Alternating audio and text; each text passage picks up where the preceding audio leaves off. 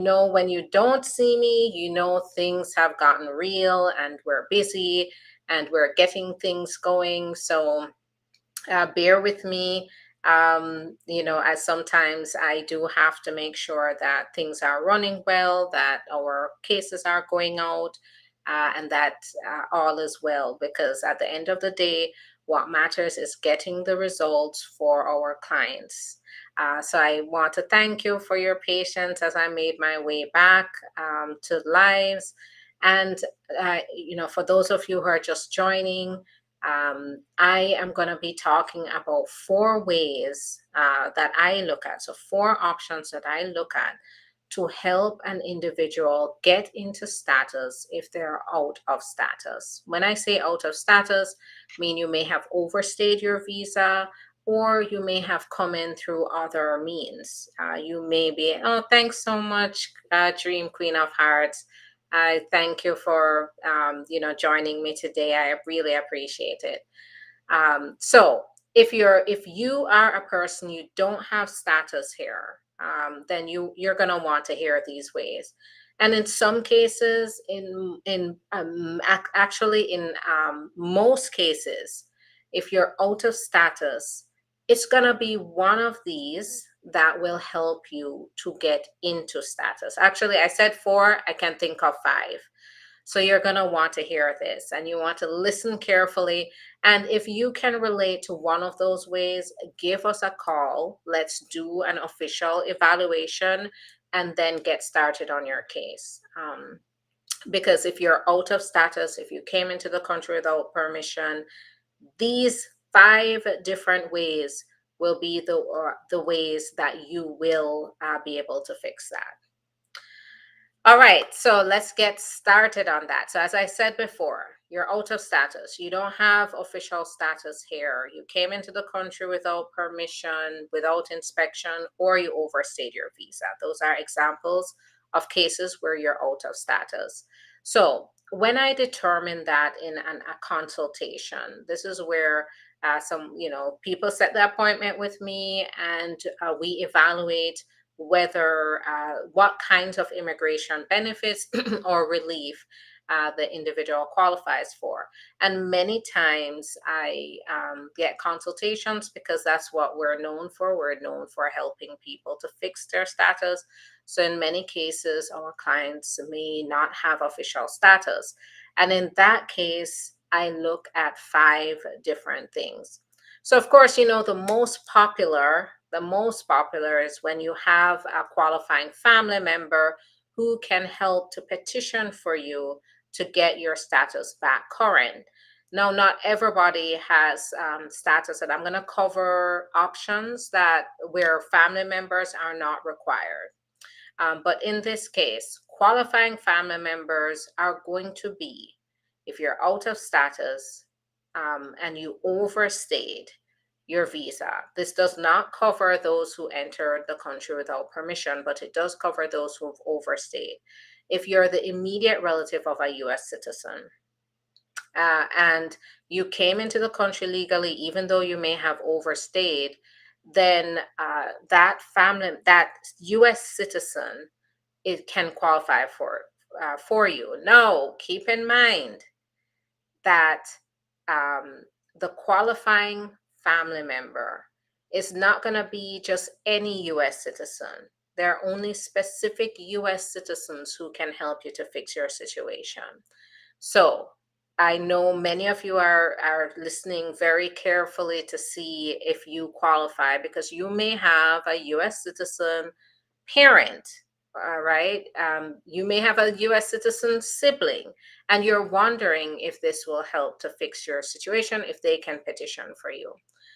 No, it depends.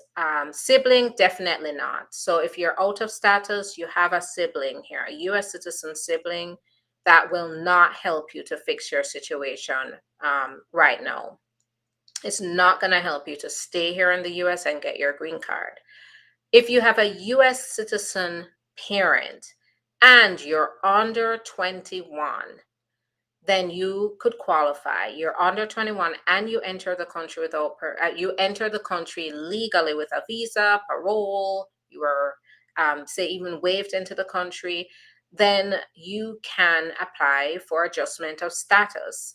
If you're under 21 and unmarried, and you came into the country with some sort of permission, then you're going to fall within that category of immigrants who can fix your status through that US citizen parent. Any other son or daughter of a US citizen, particularly the son or daughter of a US citizen who is age 21 or older, it will not fix your situation. All right. So that's the first thing. And if they are under 21, voila, we have a solution right there. If not, guess what? I move on to the next scenario. Now, of course, everybody knows, or most people know, marriage to a US citizen will get you there. But not everybody wants to get married. Not everyone has even a suitable person to marry. But marriage to a US citizen is one of those as well. Another is if you are the of parent of a U.S. citizen, and that U.S. citizen is age 21 or older, that U.S. citizen son or daughter can petition for you. If that child is under 21, they cannot petition for you. You have to wait until they are 21 years old. So that's in regards to family. So the first thing is to check to see, do you qualify based on those family relationships? In some cases, so if you don't fall within those categories, then we're going to move on to the next set of options that I look at, alternative options that I look at. Now, the next thing I look at or I ask is if they do fall within that category where they have the parent, the spouse, or the son or daughter who can petition for them, I then ask, have those relatives been willing to petition for them? In some cases, they're more than willing to petition for their relatives. And in other cases, this is where I find out more about the history that my client has had to go through. For example, they may have those relatives, but those relatives have mistreated them. And as a result, they've not been successful in the immigration process because those US citizen relatives are there, but they will not apply for them, or they have not succeeded through the process because of the mistreatment. Now, if that's the case, there is still an option for them under VAWA. So VAWA is the other option that I look at. But guess what? With VAWA, it not only covers US citizen relatives, it also covers US permanent resident relatives who have mistreated them. So I'm going to list those out. And in addition to that, VAWA covers those who have entered the country in some way, maybe without inspection or permission. So while the family relationship, definitely, if you're going to do it, if you're the immediate relative of a US citizen, and remember, the immediate relative of a US citizen is going to be the spouse of a citizen, the parent of a US citizen who is age 21 or older, or you're the son or daughter of a US citizen and you're under 21 and unmarried. If you fall within that category, then and your US citizen relative they have to file for you, and you have to show that you entered the country with some sort of permission, right? Whether you were paroled. So, for example, some people have come through the border and they've been paroled. Well, if it's the kind of parole, there are certain types of parole. If it's not conditional parole, then you may be able to adjust status. Even though you came through the border, they still gave you permission to come in. So it's not going to stop you from adjusting status through a relative here.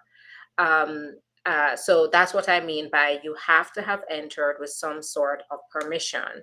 If you're going through immigration court, that's a little more complex, and while it doesn't take that option off, you definitely want to get some more legal advice on how to approach that situation. Now, If you are being mistreated by a US citizen or legal permanent resident, spouse, a parent if you're under 21, or even if you're under 24, 25 in some cases, or if you're the parent of a US citizen who's age 21 and over, you're being mistreated, then no matter if you came through the border with permission or not, whether you overstayed or not, you can qualify for VAWA relief. VAWA also leads you to the green card. It allows you to get into status, get certain protections, and get the green card. So keep in mind that VAWA is different from being the immediate relative of a US citizen in that VAWA is broader. It not only enables relatives of US citizens to apply, but it also enables relatives. So when I say relatives, I mean the spouse and child of a permanent resident. So spouse and child of a permanent resident to apply for VAWA as well. And they are more flexible on how you came into the country. So they are going to, in some cases, they do not hold it against you when you've come into the country without permission, or you've overstayed. So they don't hold it against you in this VAWA scenario. Now, if you have certain bars, like if you say you got deported or you overstayed over a year, left the country and then snuck back in, that does lead to a permanent bar. And we have to talk more about to see if you qualify for forgiveness there.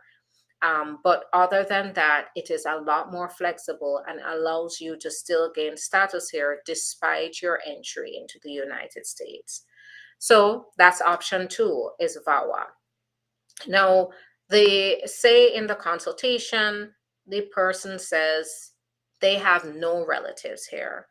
Then I look at other options, and these options have made a world of a difference for my clients' lives. Clients who thought they had no path to permanent residence, clients who were told time and time again that they had to go get married to get the green card. Um, these options have made a change in their lives. So I'm going to list 3 more options, and then I'm going to jump into answering some questions. So put your questions in the comments so I can jump straight into questions as soon as I'm finished. Now, let's talk about the T status. I know some of you are like, T what? Right? Because it's not something that's talked about. But I have a lot of experience with it. And this is one of the forms of relief that has changed my clients' lives and the lives of my clients' children and spouses. So the benefit not only goes to my client, but their relatives. Now, the T status. Usually it starts like this. I ask, what have they been through in the past couple of years that they've been here in the US without status? And it turns out many individuals who I've done appointments with, and if you're here, you're without status, you can relate. You've been through a lot, right? And you've been through a lot because you are without status. And unfortunately, you've been through a lot because people tend to take advantage of individuals who don't have their status. People can get very abusive. And while it is beyond me how people can treat their fellow human beings like this, it not only exists, but it is prevalent here in this country. And as a result, I have delved into the history of my people who have turned into my clients to find out what have they endured. And sometimes they've endured mistreatment, which usually starts out as unfair treatment by the employer. Maybe they pay them late, then they stop paying them, or they start to bring up their immigration status to say, hey, I'm not going to pay you, and what are you going to do about it? You don't have your status. And then it turns into maybe threats. They underpay them, they overwork them excessively. um, they they feel they're in the type of positions where they feel like slaves. They feel like servants, right? Or they are hired in positions to do, they agree to do work, and then they find out that it's the work that they get is completely different from what they agreed to. These are forms of labor trafficking. Now, in other situations, and so it doesn't have to be all of that at one time. It could be one or two of those situations that lead to your victimization as the victim of labor trafficking. Now, the other situation is not only that trafficking not only covers, because T status is for victims of trafficking, and it's not only for those under the employer, but it can be a relative, it could be a friend, somebody that took advantage of your situation. They went ahead and um, they say you had a family member who then put you in their home, told you, made promises that they're going to get you into school, or they're going to get your papers, or they're going to, you know, do good things for you. And then they start to mistreat you in the house, in their house, or in even in their business. They force you to work for their in for them in their house. And I know, sometimes it's hard to identify that, because as an immigrant, you're in somebody else's house and you think that you owe it to them to do this, to overwork yourself in their house, to obey everything that they say. And because of that, you end up being being their victim, right? You feel deep down it's just not right what's happening, but you feel like you can't escape that situation. So say this relative, they go ahead and they tell you to cook, tell you to clean, tell you to do their stuff in their business. Maybe they put you in other people's homes or businesses to work. And then you're not getting any kind of compensation for this. And usually, especially when it comes to being in someone else's household, they start to hold your immigration status against you. Sometimes it goes unsaid, but you just know based on their behavior. Um, and as a result of that, them doing this to you, you maybe don't have a lot of freedom to leave the house. The way that they treat you keeps you restricted, keeps you trapped in that situation. Then that it could be a form of labor trafficking as well. So these are just examples. Other examples is trafficking within the religious sector, right? That does happen. I have had consultations, and I've had clients who have been in this situation where they have been victimized in the religious setting, forced to clean the church because they don't have any status. And at first, they think that the church is helping them, and they think that this person in the church, of course they're supposed to be doing good, but they're functioning more under the guise of the church. So then you think, you go along with it, right? Because you think the church is going to help you in some way. But and when I say church, it doesn't mean the entire congregation. Usually it's one person that's maybe a leader in the church or in the religious sector. And so that one bad person does this bad thing to you, and it doesn't represent the religion, but it does show it is still a form of trafficking here. So say they make you clean the church, make you do work on behalf of the church, maybe cook for church members, cook and clean for other church members in their households, and you don't get compensated, or you get compensated very little, or they make you do this in exchange to just live in church housing. That is a form of trafficking. You don't have to be hired by someone for it to be trafficking. It's the act of making you do work that you would not usually agree to do, but they have something over your head that makes you feel trapped, make you feel like you have to do this work. So these are examples of labor trafficking, but there are also other examples of things like sex trafficking. And believe it or not, you can be sex trafficked by even an intimate partner. And I have gotten this approved for my clients, right? So in these cases, if you're not already married to this person, it doesn't have to be a citizen, doesn't have to be someone with status, but they have you in this situation. They maybe demand that you perform sex acts. Again, you don't want to, but you feel like you have to, because where will you go? Maybe they start to lead you on with promises of marriage, or they start to use your immigration status against you. So every time you refuse or you try to show your own free will, they bring these things up. Well, do you want to go back home? You should just go back home. I'll find a way to go get you back home.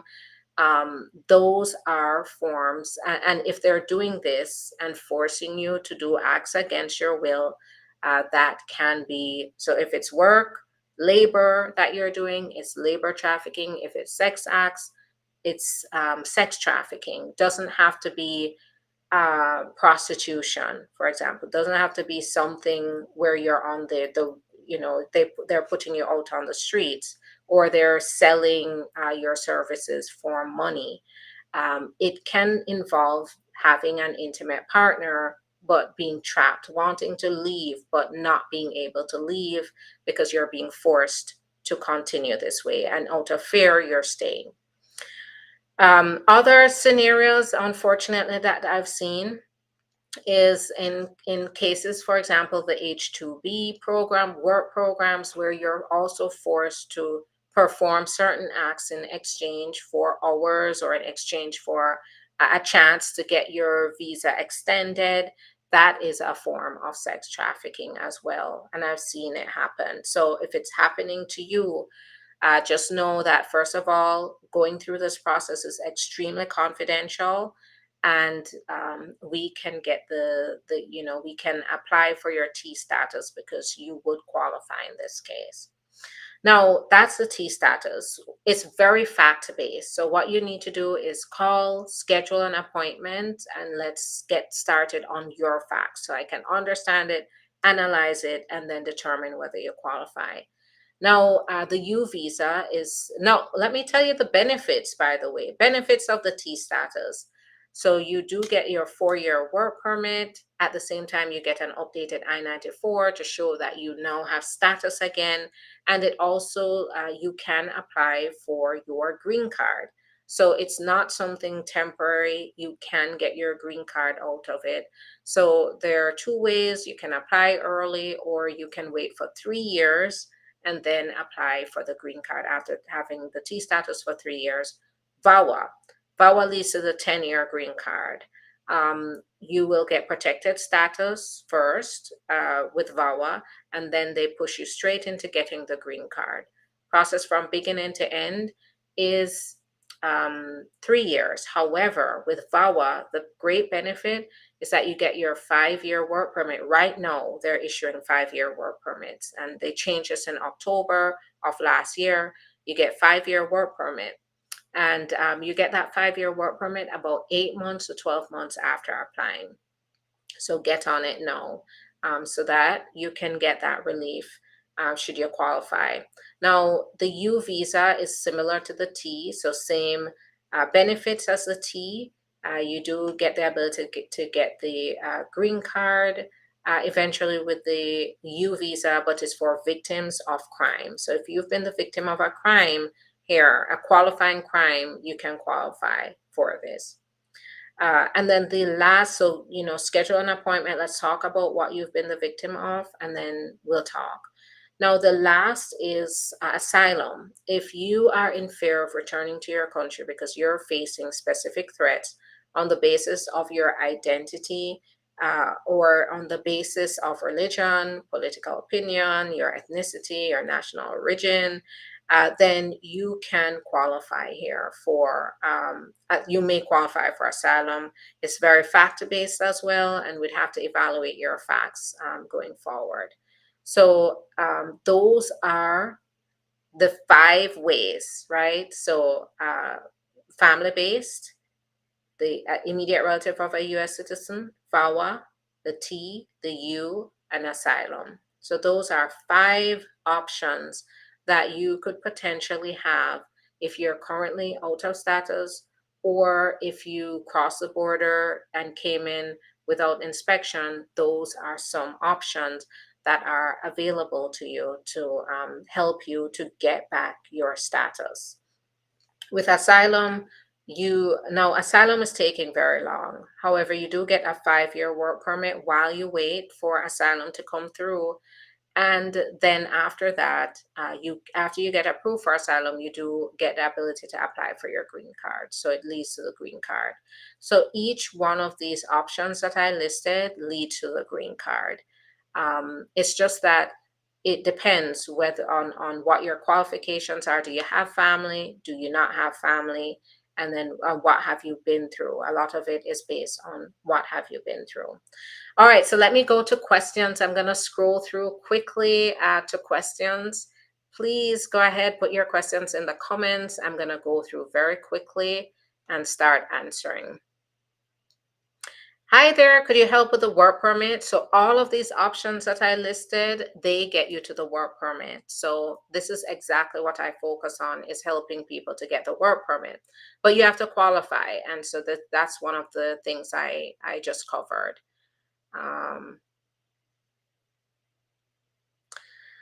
I did apply for VAWA and it took around 10 months to get my EAD, but I never got a prima facie. So usually when we represent our clients, we check on why the prima facie hasn't come in, and that's on a case by case basis. Sometimes it went to the wrong address or so forth.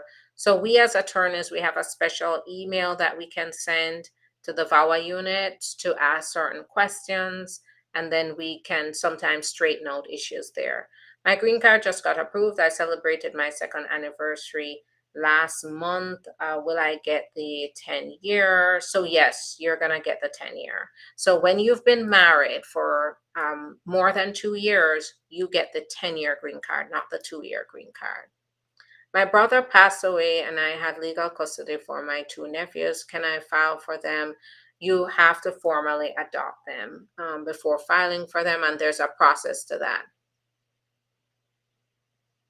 If you have an LLC business, can you file for an employee? So if you're an employer, you can file. However, there are other things that you'd have to evaluate first to determine whether you can qualify as an employer. You can always get in touch with us and we can do an evaluation. I'm married to a US citizen, but my mom let me use someone's paper work. Can I get the green card? So this is a more complex situation, but if you can show how you entered the country.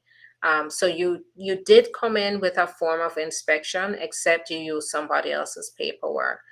That is a form of misrepresentation and fraud.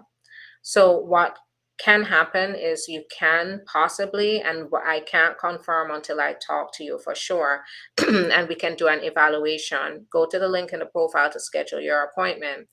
But you can usually adjust status if you enter that way, but you have to also go through a waiver process to get forgiveness for the misrepresentation or fraud. If you came in with a US citizen's paperwork, then you are in trouble, because coming in with a US citizen's passport, for example, is falsely representing yourself as a US citizen for entry into the US, and that comes with harsh penalties. There's no waiver for that.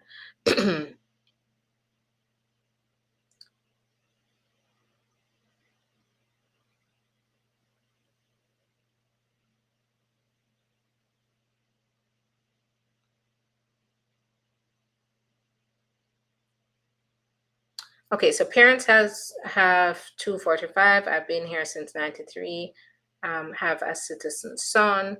So give us a call. Let's talk. Can I do change of status for my sister? She came in on the B1 and overstayed. So no, it's you wouldn't be able to do adjustment of status for your sister. What can I do if I haven't filed with my husband but cheated and I questioned him and then so now I provide services. While I'm so sorry that happened to you, I provide services to immigrants. That does sound like a domestic issue.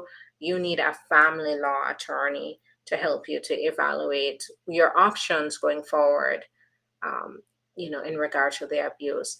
If you have a permanent green card, can or permanent residence, can VAWA help you get citizenship in 3 years if separated but not divorced?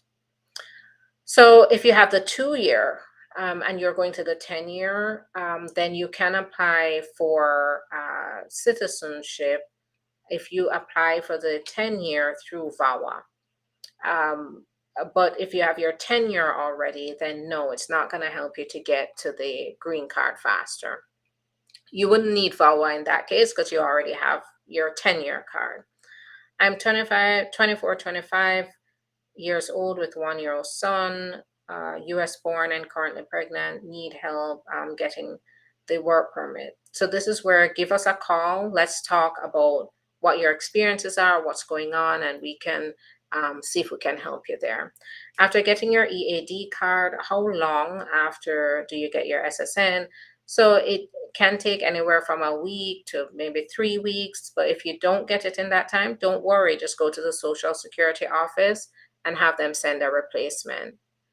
I'm a USA citizen and filing for my mom here. Her biometrics, also 2 kids. Do they automatically get citizenship? Unfortunately, not. Now, you're a US citizen filing for mom here, also 2 kids. So the 2 kids, if they're your children and they have legal status, that means they get permanent residence. As soon as they get permanent residence, they can then become US citizens. But if those 2 kids are your mom's kids, then no. I lost my job after marriage, and before I was able to file for my wife AOS. Can I still do it? You'll need a co-sponsor to show their income instead of yours if you can't show sufficient income. Good morning. After getting your EAD, how long after you get SSN? So I said that already, about 1 to 3 weeks, but go to the SSN office if you're still having a problem getting it.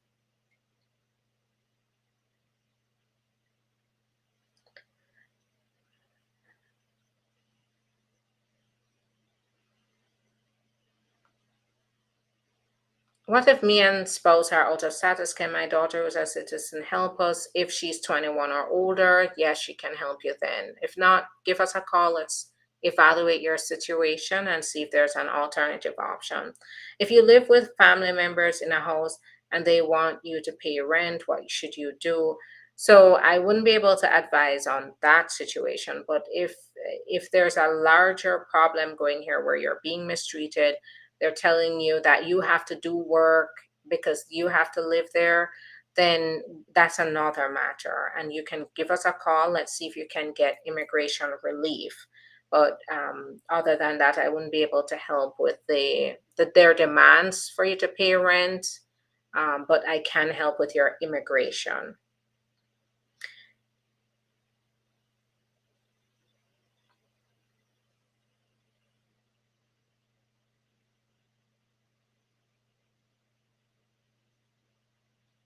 Hello, after holding an H-1B visa, how long after can I apply for the green card? So, going from H-1B to green card is not automatic. So it's not, if there's no rule that says, oh, after 6 years you can get your green card. You still have to be petitioned for either through a family member or through the employer who's petitioned for you for the H-1B. All right, I'm gonna go to the next. So YouTube to answer some questions here. So please bear with me. Made an appointment, looking forward to it. Yes, me too. Um, I have EAD advanced parole, but I applied to join the US military, but they told me I have to get a green card to join. So you have to qualify for the green card in certain ways. So yes, but there's not everyone here is going to get a green card unless you qualify. What happens if my T visa is denied? Will I be deported? Will USCIS contact the trafficker? Also, can I show credible evidence for my case? So this is where it's very important to schedule an appointment, because a lot of this information, the advice I'm going to give, is dependent on your particular situation. But what I can say here is that it is an extremely confidential process. And with my experience, they have not automatically issued notices to appear for deportation after a denial. That's a current policy that they have now. Now, can you show credible evidence for the case? That's going to depend on your facts here. So let's talk. How long does a T visa take? So about 1 year. It could range from 6 months to 18 months, but on average, 1 year. If I file 360 petition, can I apply for adjustment of status now? It depends on if your priority date is current. If your relative is a US citizen, then yes, because that's always going to be current. If your relative is a US permanent resident, then no. Then you're going to have to wait for that to become current. I'm an immigrant, and can you help me get the working permit? So I do help clients to get it. Do you qualify? That's where the consultation is going to be very important. All right, so I just have very limited time, so I'm going to just run through. So are you waiting on any new immigration law till end of the year? So that's going to depend on what's going on politically. Right now, it's a very controversial topic, and I'm not counting on any new reform happening for now. And we'll have to see how the election goes to determine what kind of legislation is going to be passed. What documents do you need to take with you if you have a combo card going on a cruise? So make sure you take all documents, and keep in mind, talk to your attorney. If you're traveling, make sure you talk to your attorney. But what I will say is make sure you have your passport. Make sure if you're traveling on your combo card, you have your passport, your of course combo card showing that you have your travel document at a minimum, but speak specifically to your attorney. Is there a way a French citizen can live legally in the USA? Like everybody else, you'll have to qualify like everybody else, so you should schedule an appointment. Let's evaluate your options. My mom is a citizen. I'm over 21 and unmarried. In league, how much time would it take for the green card? About 5 to 7 years. So if you've overstayed already, it's not going to be the right path for you. Is it true that the VAWA application for work permit will be free April 1st? So the VAWA application is always free. The work permits that you have to pay for is not free through the adjustment of status, but VAWA is always free. As a US citizen, I sponsored my husband. Together we have children born in the USA. One of them is disabled. Our attorney got my husband his visa and I-130 approved, but during COVID, visa was lost. So it sounds like you have a more complex issue there. Talk to your attorney. If you're represented, make sure you talk to your attorney. Based on your fee, is the VAWA free? Yes, it's free, but it's not. The I-485 is not free. So please, are you dealing with UK immigration law? No, I don't do that one.